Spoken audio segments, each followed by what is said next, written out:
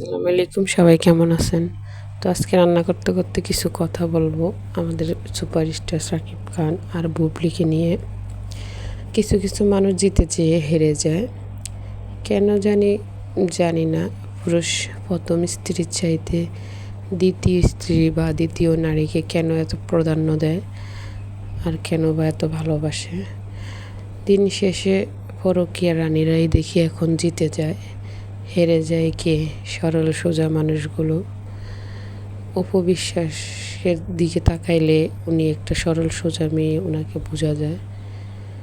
ওনার অতিরিক্ত ভালোবাসা আর অতিরিক্ত সরলতার কারণ উনি আজকে সব কিছু হারাই ফেলছে।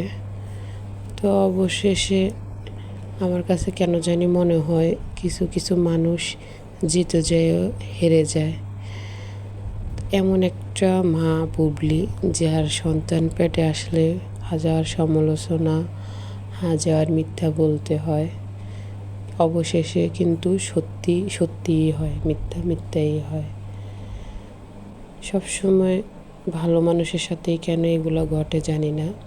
যদিও বুবলি আমাদের নিজ জেলার মানুষ, পাশের গ্রামের মানুষ, তারপরও কেন জানি আমার অপছন্দের মানুষ।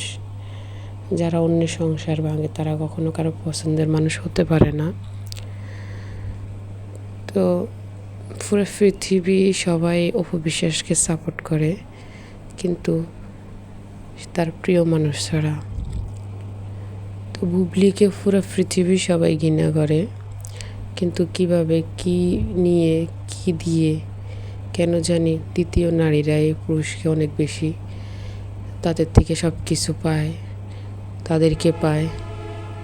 বেলা শেষে প্রথম নারীটা বা প্রথম স্ত্রীটা সবসময় ঠকে যায়।